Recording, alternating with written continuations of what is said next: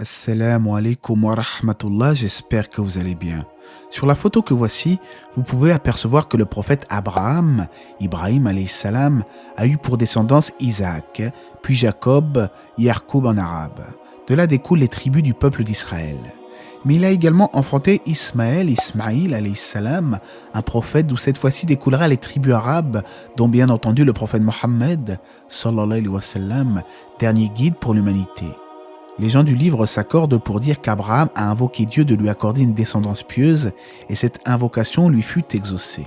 Il est rapporté notamment dans Genèse 17:20 de la Bible: « À l'égard d'Ismaël, je t'ai exaucé. Voici, je le bénirai. Je le rendrai fécond et je le multiplierai à l'infini. Il engendrera 12 princes et je ferai de lui une grande nation. » Par contre, ils n'acceptent pas pour la plupart de reconnaître que ce fut le prophète Ismaël qui a été sacrifié, mais que cela serait plutôt Isaac. Dans tous les cas, revenons ensemble sur l'histoire d'Ismaël, Ismaïl alayhi salam. On en parle tout de suite, après la petite intro.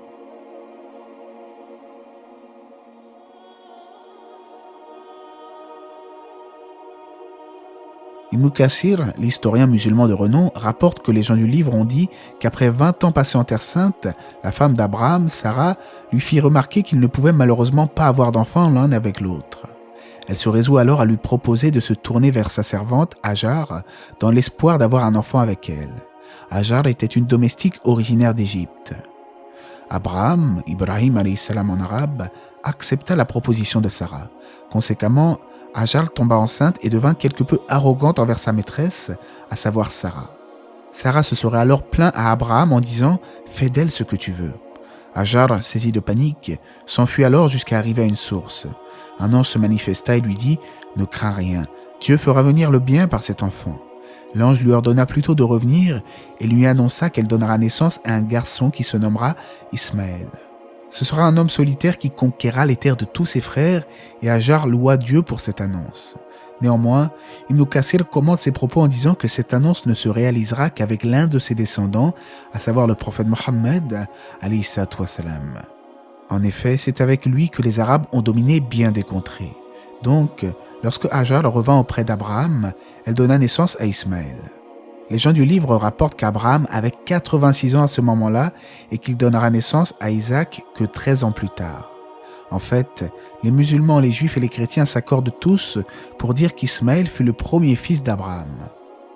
Peu après la naissance d'Ismaël, Ismaïl, Allah inspira au prophète Abraham qu'il aura finalement un fils avec Sarah, un fils qui se nommera Isaac, Ishaq. Il tomba alors en prosternation en signe de gratitude envers son Seigneur. Dans tous les cas, Allah a exaucé son invocation d'avoir une descendance pieuse, et notamment concernant la lignée d'Ismaël, d'où sortira une grande nation. Et quelle grande nation que la nation du prophète Mohammed, alayhi salam. Peut-être que les gens du livre devraient méditer sur cela et se remettre en question. Ne serait-il pas grand temps de considérer le prophète Mohammed comme l'ultime guide pour l'humanité et d'adhérer à son message ? Quoi qu'il en soit, lorsque Hajar mit au monde Ismaël, on rapporte que Sarah devint très jalouse et demanda à Abraham de l'éloigner de sa vue. Abraham partit donc en direction de la Mecque avec Hajar à ses côtés, ainsi que le petit Ismaël. Ismaïl, était encore un nourrisson à ce moment-là. Et lorsque Abraham les laissa tous deux dans cet endroit désertique dépourvu de toute vivre, Hajar prit peur, ce qui est tout à fait naturel. Elle s'agrippa alors à Ibrahim, et lui dit « Ô Ibrahim, où vas-tu nous abandonnant ici sans rien ?» Il resta silencieux, puis elle enchaîna « Est-ce Allah qui t'a ordonné cela ?» Il lui répondit par l'affirmative. Elle répondit alors « Dans ce cas, il ne nous abandonnera pas. » Quelle confiance absolue en Allah, c'est juste incroyable, subhanallah. Comme nous l'avons vu, Hajar était donc dorénavant seule dans le désert de la Mecque avec son bébé Ismaïl. Il n'y avait même pas une goutte d'eau, elle n'avait que pour seule provision une sacoche de dattes et une autre avec de l'eau. Le prophète Abraham partit alors, et une fois hors de leur champ de vision, il invoqua Allah en ces termes. « Ô notre Seigneur, j'ai établi une partie de ma descendance dans une vallée sans agriculture, près de ta maison sacrée, la Kaaba. Ô notre Seigneur, afin qu'ils accomplissent la salat. Fais donc que se penche vers eux le cœur d'une partie des gens, et nourris-les de fruits, peut-être seront-ils reconnaissants. » Après cela, la mère d'Ismaël allaita son petit et elle termina l'eau de la gourde qui lui restait. La soif la saisit alors, et le bébé aussi commença à souffrir du manque de nutrition. Elle ne pouvait supporter de voir son fils dans un tel état. Puis, Hajar vit que As-Safa était la colline la plus proche d'elle. Elle l'escalada alors pour scruter la vallée et chercher de l'aide. Mais malheureusement, elle ne vit personne. Conséquemment, elle redescendit et lorsqu'elle atteignit le creux de la vallée, elle releva le pan de sa tunique et courut avec peine jusqu'à atteindre le mont Al-Marwa qu'elle escalada là encore. Une nouvelle fois, elle ne vit personne à l'horizon. Ibn Abbas rapporte que le prophète alayhi salatu wassalam, nous a enseigné que c'est pour cette raison que les gens font le parcours entre les monts As-Safa et Al-Marwa. Mais une fois sur le mont Al-Marwa, une chose extraordinaire va se produire. Elle vit un ange frapper la terre de son aile à l'endroit où se trouve la source de Zemzem. De l'eau jaillit alors miraculeusement en abondance. On dit qu'il s'agissait en réalité de l'ange d'Ibril, l'ange Gabriel.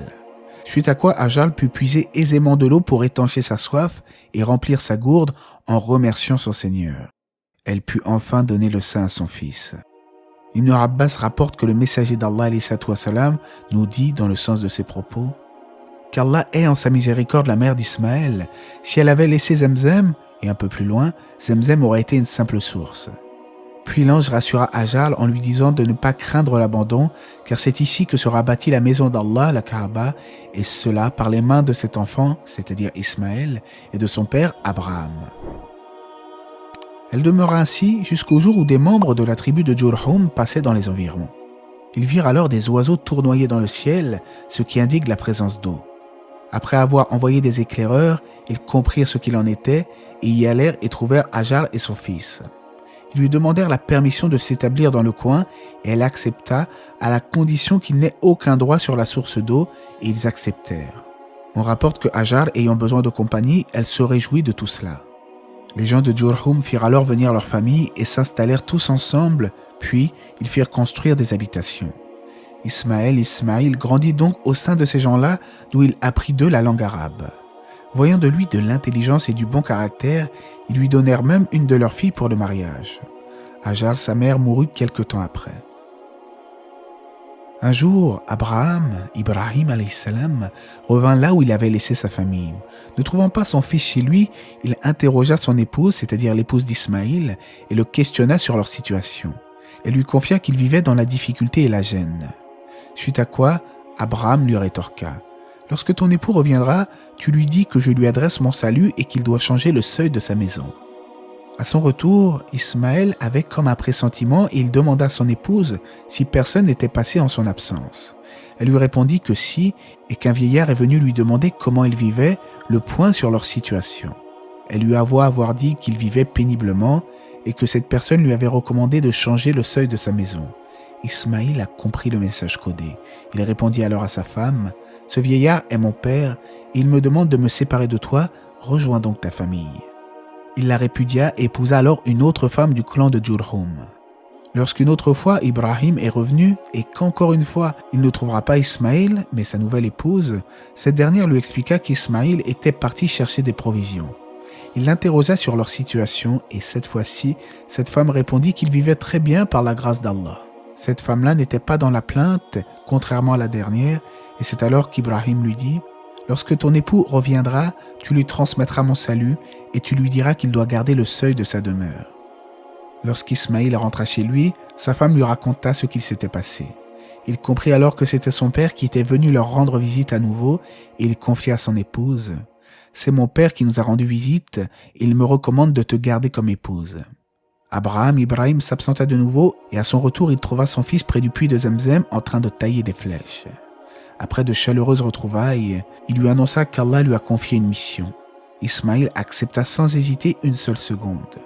Ibrahim lui expliqua qu'il allait devoir construire une maison à cet emplacement, ce qui n'est autre que la Kaaba. Ils s'attelèrent donc à élever les fondations de la maison, Ismaïl apportait les pierres et Ibrahim effectuait la construction. La maison assez élevée, il mettait les pierres qu'Ismaïl lui donnait et tous deux s'exclamèrent « Ô notre Seigneur, accepte ceci de notre part, car c'est toi l'audient, l'omniscient. » Puis, une fois la maison terminée, ils tournèrent autour en invoquant Allah. Concernant Ibrahim, il y a un hadith qui nous rapporte qu'il s'est circoncis alors qu'il avait 80 ans. C'est une sunna et selon certains savants, elle est obligatoire pour l'homme, de même que pour les nouveaux convertis. D'autres avancent qu'il s'agit d'une sunna vivement recommandée. Un jour, Abraham Ibrahim alayhi salam vit en rêve qu'il était en train de sacrifier son propre fils. Or, selon les hadiths, le songe prophétique est une révélation. Il s'agissait d'une épreuve imposée par Allah envers son serviteur, son ami intime, Ibrahim alayhi salam. Et quelle épreuve! D'un âge avancé, Ibrahim était sommé de sacrifier son propre enfant. Rappelez-vous, il avait déjà été éprouvé lorsqu'il dut abandonner son fils avec sa mère dans le désert et de les laisser dans cette terre désertique dépourvue de tout vivre. Et une nouvelle fois, il allait être éprouvé par son Seigneur. Mais il s'exécuta sans broncher dans tout ce qu'Allah lui demanda. D'ailleurs, Allah n'a pas abandonné Hajar et Ismaël et leur a facilité leur subsistance par des moyens sur lesquels ils ne s'attendaient même pas. Et cela, comme nous l'avons vu en début de vidéo. Se soumettant donc à l'ordre divin, il expliqua la situation à son fils Ismaïl. En effet, selon l'avis le plus célèbre des savants musulmans, ce fut bel et bien Ismaïl qui a dû être sacrifié et non Ishaq, comme l'affirment les gens du livre, de même que certains érudits musulmans. L'avis qui veut que celui qui a dû être sacrifié est Ismaïl est notamment celui de Ibn Kathir et de beaucoup de compagnons du prophète alayhi salatu wassalam. À vrai dire, si n'importe quelle personne entendait de la part de son père que suite à un rêve, il doit la sacrifier, il est certain que la personne serait prise de panique et remettrait sérieusement en cause la santé mentale de son père. Mais Ismaïl connaissait la position éminente qu'occupait son père auprès d'Allah et en tant que fils pieux d'un père entièrement dévoué à Allah, il était prêt à se soumettre à la volonté divine. Ibrahim emmena donc son fils à l'endroit où il devait être sacrifié et l'allongea à même le sol. Allah dit dans le sens du verset, « Puis, quand tous deux se firent soumis à l'ordre d'Allah et qu'il l'eut jeté sur le front, voilà que nous l'appelâmes Ibrahim. » Juste au moment où Ibrahim approcha le couteau de son fils, une voix le stoppa. « Tu as confirmé la vision, c'est ainsi que nous récompensons les bienfaisants. » C'était là certes l'épreuve manifeste et nous le rançonnâmes d'une immolation généreuse. En fait, comme l'expliquent certains savants, le couteau a refusé de couper. Son fils Ismaïl alayhi salam a été substitué par un bélier et a donc été sauvé. Quelle épreuve! Qui aurait réussi à se résigner avec autant de foi et de soumission à un ordre qui, de prime abord, semble terrible? Telle était la foi des prophètes et tel était le miracle d'Allah qui a remplacé Ismaïl par un bélier pour le sacrifice. C'est d'ailleurs pour cette raison, entre autres, que les musulmans, lors de la fête de l'Aïd, doivent sacrifier un mouton. Cela nous rappelle cette grande épreuve qu'a dû subir Ibrahim et son fils Ismaïl. Telle était l'histoire d'Ismaïl alayhi salam, et pour découvrir ou redécouvrir la vie de son père, le prophète Ibrahim, je vais vous rediriger vers le lien d'une vidéo dans quelques instants. En effet, pour ceux qui ne sont pas au courant, il existe sur la chaîne une playlist où j'ai traité de l'histoire de la plupart des prophètes et des messagers connus en islam.